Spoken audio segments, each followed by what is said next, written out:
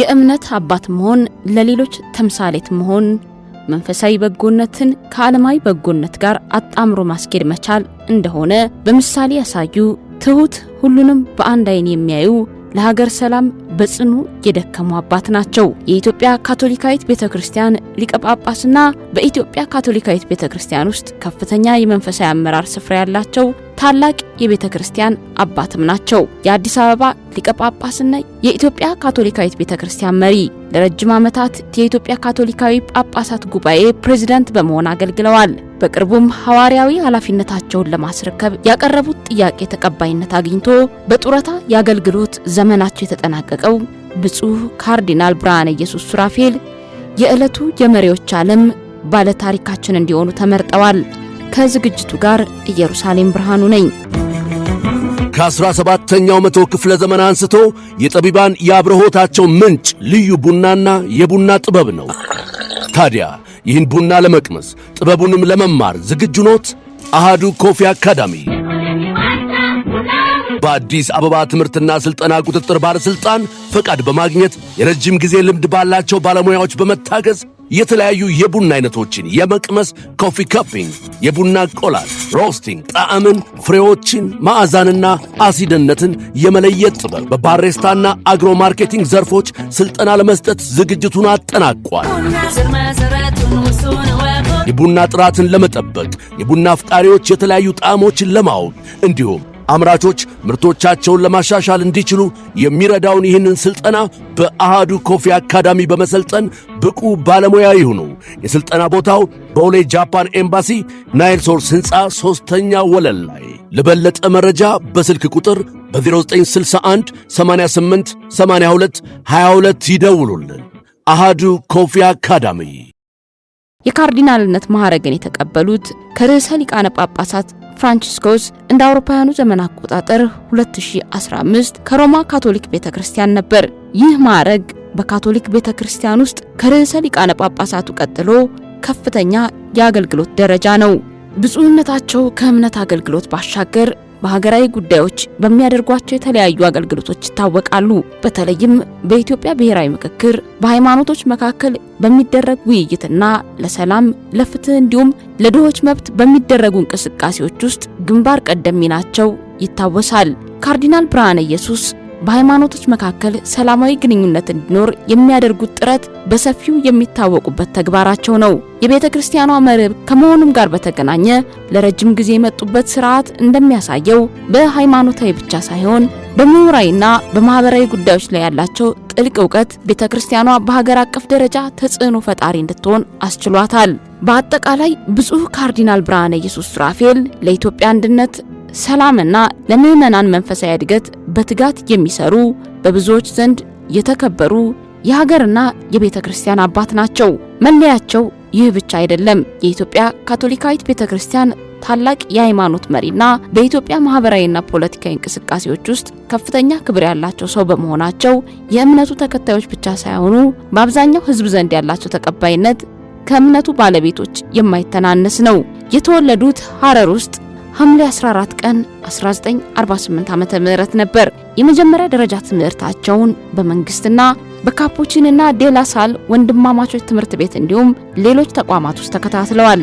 የወጣትነት እድሜያቸው ወደ መንፈሳዊ ህይወት እንዲገቡ መሰረት ይጣልላቸውና ለቀጣይ መመረጣቸው መረማመጃ የገነባ መንገድ ነበር። 1963 ዓመተ ምህረት ወደ ላዛሪስት ሚስዮናውያን መነኩሴዎች ማህበር በመቀላቀል የመንፈሳዊ ትምህርታቸውን በኢትዮጵያና ለንደን በሚገኘው ኪንግስ ኮሌጅ በመከታተል መንፈሳዊ ብርታትና የአመራር ክህሎትን የተማሩበት አጋጣሚ ነበር። ከ5 ዓመት በኋላ ማለትም 1968 የካቶሊክ ካህን ሆነው ለመሾም ብሎም የእምነት ኃላፊነት ለመቀበል በቁ።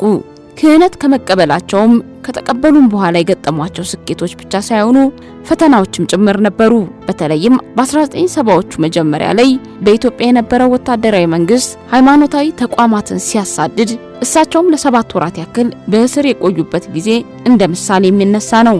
በዚህ የእስር ጊዜ ውስጥ 1 ወር በብቸኝነት በእስር ያሳለፉበት ጊዜ በልዩነት የሚያስታውሱት ነው። ብርቱ ካርዲናል ብርሃነ ኢየሱስ ከእስር ከተፈቱ በኋላ ወደ ሮም በማቅናት ወደ ትምህርት ዓለም ዳግም ገብተው በማህበራዊና ኢኮኖሚያዊ ልማት ዲግሪ ተቀብለዋል። የጳጳስነትና የካርዲናልነት አገልግሎት የመጀመሪያ ሹመታቸውን ያገኙት 1986 ዓመተ ምህረት የጅማ ቦንጋ ሐዋርያዊ አስተዳደር ሆነው በመሾም ነበር። ከዚያ በመቀጠል 1990 ዓመተ ምህረት ረዳት ጳጳስ፣ 1991 ዓመተ ምህረት ደግሞ የአዲስ አበባ ሊቀ ጳጳስ ሆነው ተሾሙ። ወደ ካርዲናልነት የመጡት 2007 ዓመተ ምህረት በርዕሰ ሊቃነ ጳጳሳት ፍራንቺስኮስ ከተቀቡ በኋላ ነው። ይህም በኢትዮጵያ ታሪክ ካርዲናል የሆኑ ሁለተኛው አባት ያደርጋቸዋል። ካርዲናል ብርሃነ ኢየሱስ በብዙ ምክንያቶችና ባደረጉት አበርክቶ እንዲሁም ቁልፍ አስተዋጽኦዎች የሰላም ሰው እንደሆኑ አስመስክረዋል። የኢትዮጵያ ካቶሊካዊት ቤተክርስቲያን ጳጳሳት ጉባኤ ፕሬዝዳንት በመሆን ለረጅም ዓመታት አገልግለዋል። በተለይም በሀገሪቱ የሰላም የብሔራዊ ምክክርና የሃይማኖቶች መቻቻል እንዲኖር የሚደረጉ ጥረቶች ውስጥ ግንባር ቀደም ሚናም ተጫውተዋል። ብፁዕ ካርዲናል ብርሃነ ኢየሱስ ሱራፌል በአገልግሎት ዘመናቸው ለቤተ ክርስቲያኗ እድገት ብቻ ሳይሆን ለኢትዮጵያ ሀገራዊ ሰላም፣ እርቅና ማህበራዊ ልማት ትልቅ አሻራ የጣሉ ሰው ናቸው። በዋናነት ከሰሯቸው ስራዎች መካከልም በኢትዮጵያ ያሉ ሃይማኖቶች ለጋራ ዓላማ እንዲሰሩ በሚደረጉ ጥረቶች ላይ ትልቅ አሻራ አሳርፈዋል። በተለይም የኢትዮጵያ ሃይማኖታዊ ተቋማት ጉባኤን በማጠናከር ለሀገር ሰላም እንዲተጋ ማስተባበር ላይ ከተሰሩ ስራዎች ውስጥ የሳቸው ስም አይጠፋም። በሀገሪቱ የተለያዩ ወቅቶች በተከሰቱ የፖለቲካና የብሔር ግጭት ወቅት እንደ ታማኝ አደራዳሪና የሰላም አስተባባሪ በመሆን የድርድር ጠረጴዛዎች እንዲከፈቱ ጥረት አድርገዋል። በኢትዮጵያ እየተካሄደ ላለው ብሔራዊ ምክክር ሂደት የቤተ ክርስቲያኗን ድጋፍና ተሳትፎ በማስተባበር ችግሮችን በጠረጴዛ ዙሪያ የመፍታት ባህል በማስረጽ ረገድ ከፍተኛ ሚና ተጫውተዋል። በኢትዮጵያ የካቶሊክ ዩኒቨርሲቲ እንዲመሰረት በማድረግ ቤተ ክርስቲያኗ ትምህርት ላይ ያላት አበርክቶ በአንድ እርምጃ እንዲያደግም አድርገዋል። ይህ ተቋም የካቶሊክን የትምህርት ጥራትና እሴት ወደ ከፍተኛ የትምህርት ደረጃ በማምጣት ረገድ የራሱን ድርሻ እያበረከተ ነው። በኢትዮጵያ በሚገኙ የተለያዩ የካቶሊክ ሀገረ ስብከቶች አማካኝነት የሚተዳደሩ በመቶዎች የሚቆጠሩ ትምህርት ቤቶችንና የጤና ጣቢያዎችን በማስተባበር ለችግረኞች ተደራሽ እንዲሆን ሰርተዋል። የኢትዮጵያ ካቶሊካዊት ቤተክርስቲያን ማህበራዊና ልማት ኮሚሽን በኩል ለተቸገሩ፣ ለተፈናቀሉና በድርቅ ለተጠቁ ወገኖች የሚደረግ ድጋፍ እንዲጠናከርም አድርገዋል። የኢትዮጵያ ካቶሊካዊት ቤተክርስቲያን አወቃቀርን በማዘመን ጳጳሳትን በማብቃትና የቤተክርስቲያኗን አስተዳደር ከዘመኑ ጋር እንዲሄድ በማድረግም የአገልግሎት ዘመናቸው የፍሬ እንዲሆን ማድረግ የቻሉ ሰው ናቸው። በዚህ ብቻ ሳይገደቡ እንደ አንድ የእምነት ተቋም መሪ የኢትዮጵያን ካቶሊካዊት ቤተክርስቲያን በዓለም አቀፍ መድረኮች እንዲታወቅ ማድረግ ችለዋል። ከቫቲካን ጋር ያላቸውን ጠንካራ ግንኙነት በመጠቀም ለኢትዮጵያ ዘላቂ ልማትና ሰላም ዓለም አቀፍ ድጋፍ እንዲገኝም ሰርተዋል። የወጣቶችና የቤተሰብ ጉዳይ ለቤተሰብ እሴቶች ጥበቃና ለወጣቶች ሁለንተናዊ እድገት ትኩረት በመስጠት በቤተክርስቲያን ውስጥ የተለያዩ የወጣቶች ፕሮግራሞችንና የቤተሰብ መማሪያ ማዕከላትን በማጠናከር ቆይታቸው ፍሬ አፍርቶ የሥራቸውን በረከት ከብዙዎች ደጅ ደርሶ በብዙዎች ልብ ሰርጾ ተመልክተዋል።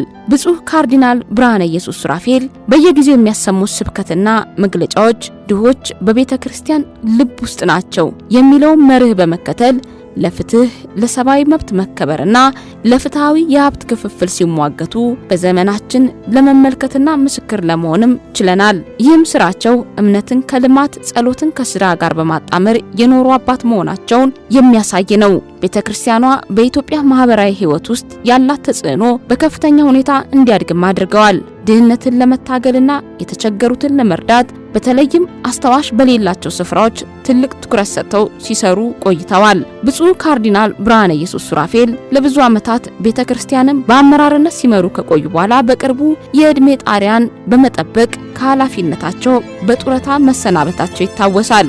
እኛም ረጅም ዕድሜና ጤና እየተመኘንላቸው የዕለቱን ዝግጅታችን በዚሁ አጠናቀናል።